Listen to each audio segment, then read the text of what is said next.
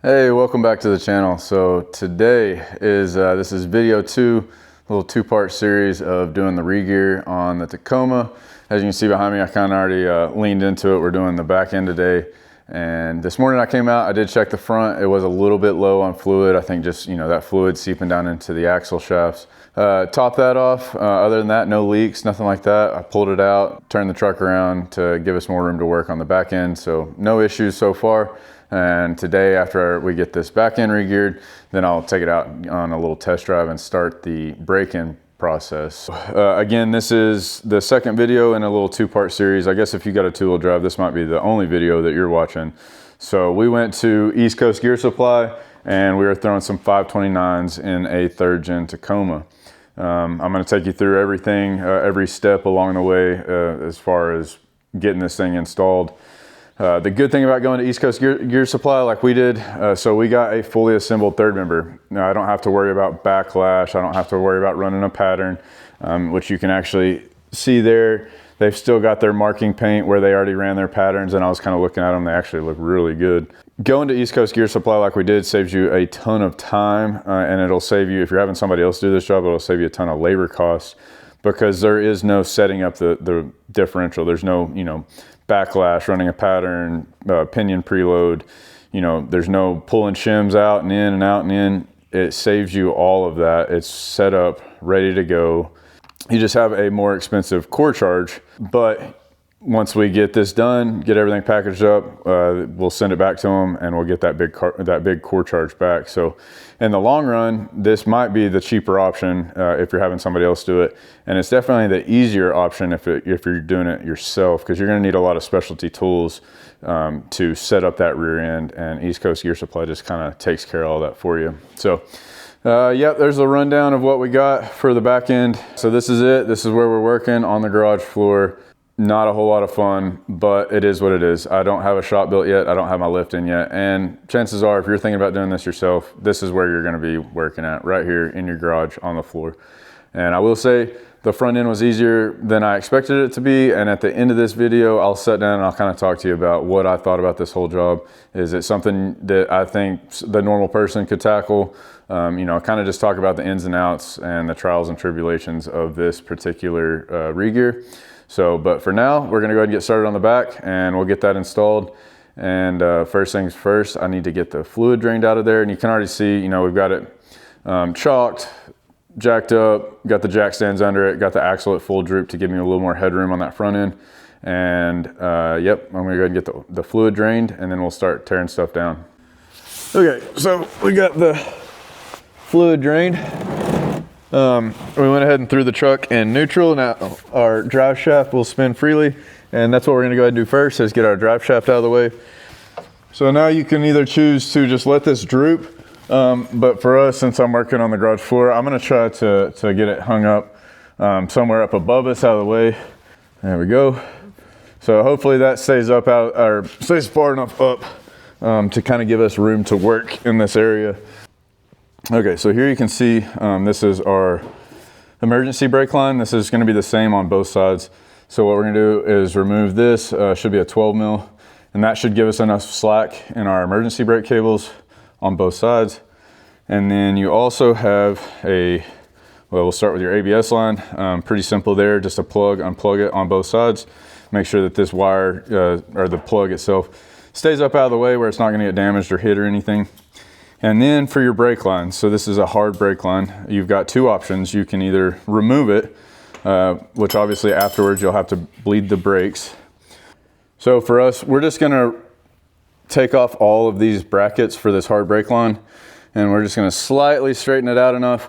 All you need is about 2.5 inches on each side whenever you get ready to pull this axle, or pull your axle shafts. You don't have to remove them all the way. You just need to get them far enough out of this carrier to pull it out. So we're just gonna remove these and kind of just lightly straighten out the brake lines just a little bit, and then hopefully that should give us enough room. So that's what we're gonna do next. Okay, so now you can see our brake line here is loose, so we can get a little bit of play. Some of the bends we'll have to slightly straighten out. Not going crazy with it or anything like that. Not gonna kink any lines or anything like that. So next up, we're gonna pull these 14 mil bolts on the back here. And then once we do that, we'll just lightly, just barely start working that axle shaft out until we get about 2.5 inches, and then I'll throw a socket on there as a spacer, or you can do a piece of wood just to keep it from pulling back in, especially with the brake line connected. And I will say sometimes these get stuck depending on, you know, what all you're doing with the truck, if it's been off-road a lot. So hopefully ours aren't seized up too much, we'll see. But first things first, get these 4 bolts off and then start getting that axle shaft pulled out of the tube very slowly so that we can straighten out the brake line just a little bit.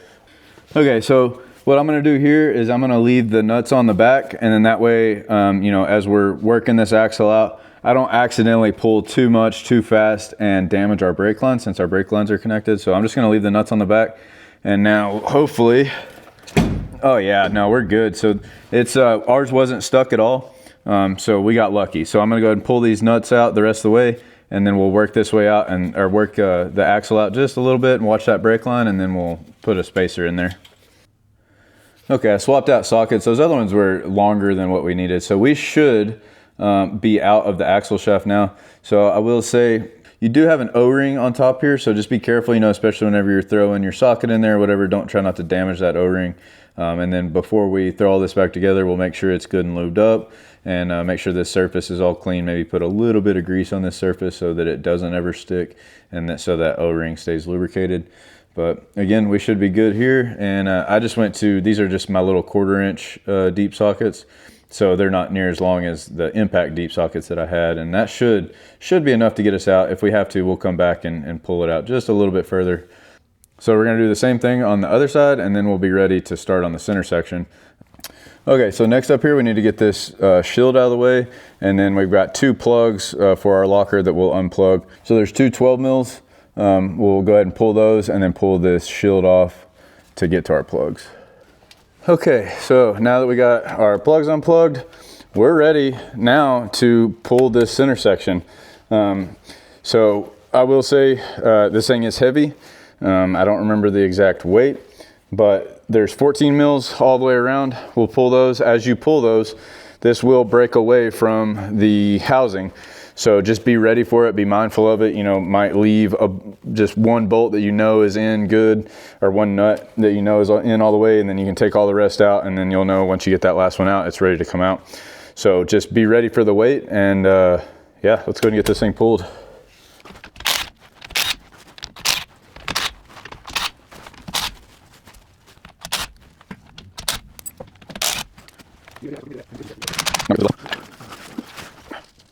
You do have washers on each one of these, which they're kind of recessed into the carrier, so you can't really get to them until you start moving it around. Then you can grab them. So I'm just grabbing those so that I don't lose them. Okay, so I had to switch sockets on the axles. They weren't far enough out, so I switched to a 3/8 drive deep socket, and that gave me just enough. I could actually feel it slip out of the carrier once it was out, and so we got enough. We had to straighten out the brake line just a little bit more, but now we should be good to pull this thing out.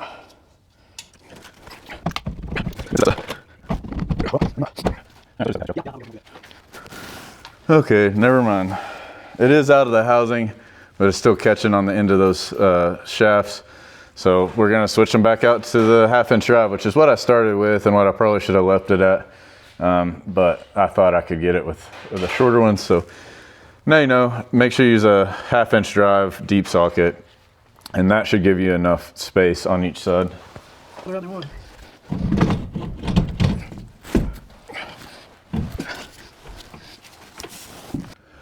All right, so now what I'm gonna do while the camera's still under here and everything, I'm gonna go ahead and spray all this out, get it all nice and cleaned up. And then also we need to get this old gasket scraped off. So what we're gonna do on reinstall is we're gonna use Forma gasket. From what I've read, I read a little bit, it's saying that the OEM gaskets have a tendency to leak. So we're just gonna use the RTV silicone, the Forma gasket, and do our own. So yeah, pretty much now I'm just gonna get this whole carrier cleaned up, sprayed out, make sure there's no debris, any gunk or whatever that's in there.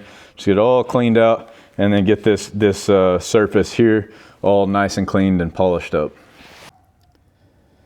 Okay, got everything cleaned up over here. So I'm about to go get our new third member cleaned up, but you can see there, just hit with a light wire bristle brush on my drill and then a scraper, got all that as clean as I could get it. Hit it with some brake clean, hit the inside with some brake clean. Just got everything cleaned out, and that way we should not have any leaks around where we're putting our forma gasket. So all cleaned up in here and ready to go. So now we're ready to go get that other third member cleaned up, and then yeah, we'll get this thing plugged in and put it all back together. All right, out with the old, in with the new. You can see here, so East Coast Gear Supply, they send you this cover on here, and the little note on there, as you can see, don't forget to move that over, otherwise that's 150 bucks you just lost. So all it is, a little 3/16 guard that they welded up to protect these plugs over here. So we're gonna move that over to our old axle, that way it's ready for shipping. And then since they kind of refurbish these and paint them and everything, of course the sunlight's kind of got a glare there, but we want to make sure that there's no paint left over or anything on this surface here. So that's what I'm going to do, get our guard moved over, and then just clean this surface all the way around and hit it with some brake clean, make sure that there's no oil or grease, anything like that on there, and get it all cleaned up. And after that, we'll be ready to plug this thing in. Okay, so now we're going to go ahead and get our forma gasket put on the truck. It'll be easier to put it on here and then pick the differential up and put it in. So we'll go ahead and get this all put on, then I'll go grab that and we'll wrestle it up in there.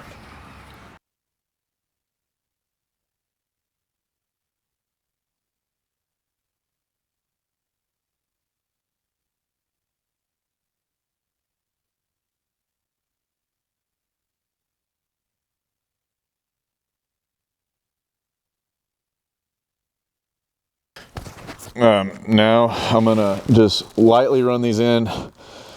So the torque on these I think is only 14 foot-pounds. I'm gonna verify that. But you wanna run it in like a crisscross pattern. Right now I've got my drill set to the lowest setting. So I'm just gonna lightly run it in and just kind of crisscross just like you would. Actually, I'm gonna go step 2. Just like you would with a wheel or something like that, you know, just crisscross.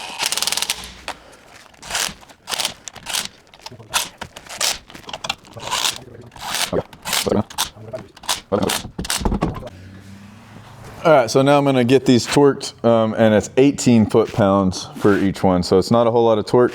So I'm gonna go ahead and just kind of crisscross, jump around, and then, actually, I've already crisscrossed, so I'm probably just gonna go around in one circular pattern and just make sure they're all to 18 foot-pounds.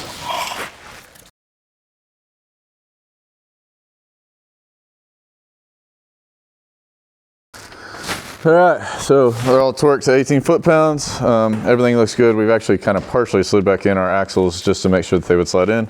All looks good. So I think what we're gonna do is go ahead and reinstall the axles. I'll do the drive shaft in a minute. We'll go ahead and get the outsides put back together.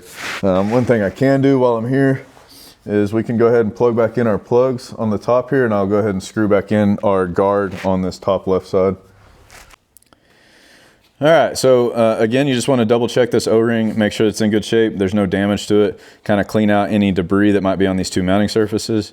And what I'm going to do is I'm going to add a little bit of moly grease to that O-ring and also to this surface.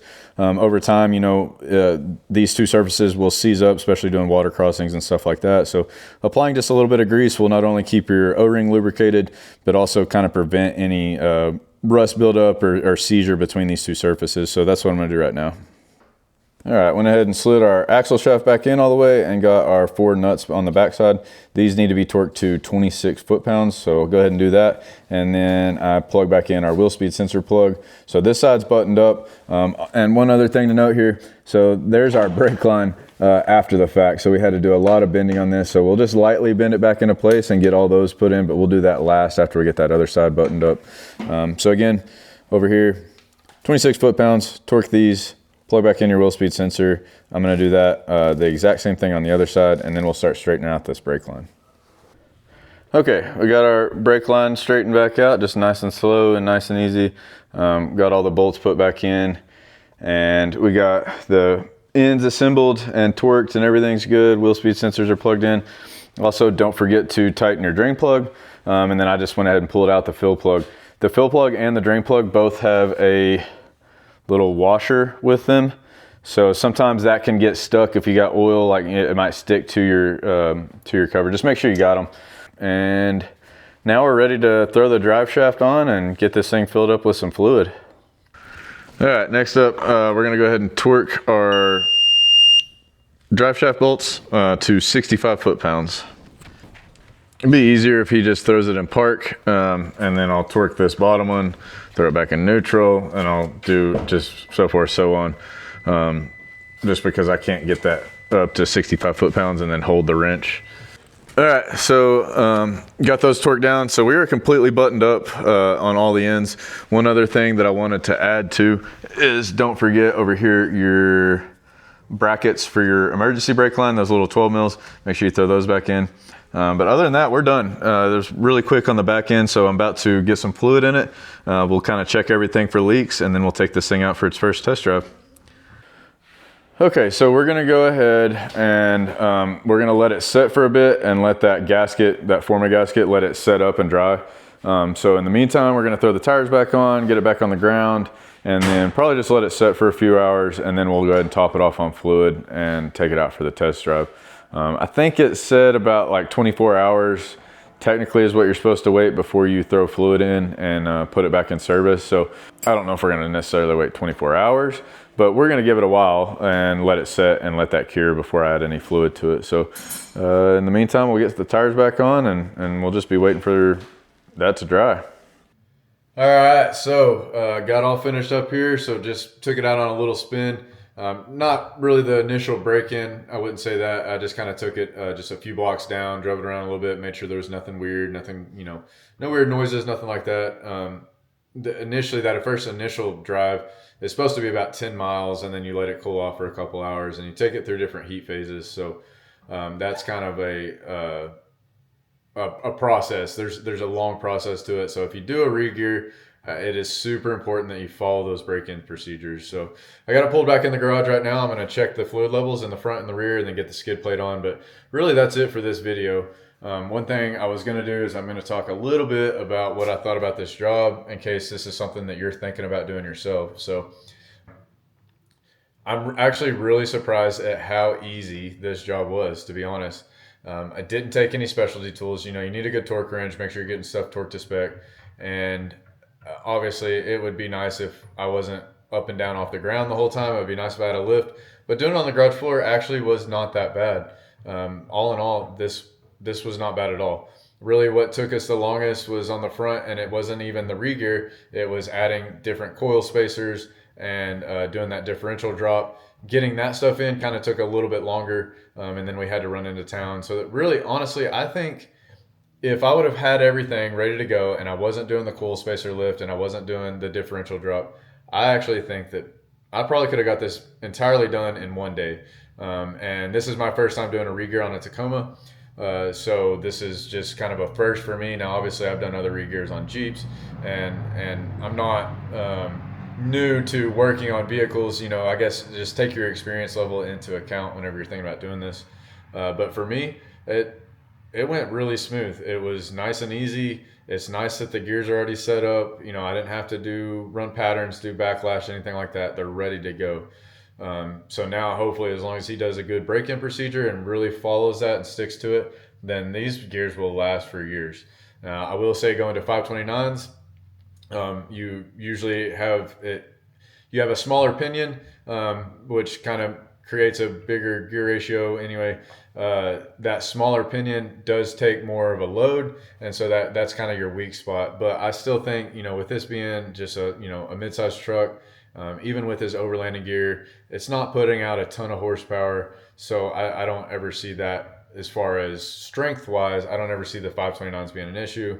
And like I said, as long as he does a good break-in, then those gears should last for years to come. So I'm really excited to get the break-in done, and or at least get to the back end of the break-in and kind of get this thing out on the highway and see how it does. He is going to be doing a tune here before too long, and that will kind of correct the speedometer, adjust some shift points, and hopefully it completely eliminates the gear hunting that the Tacomas are kind of notorious for.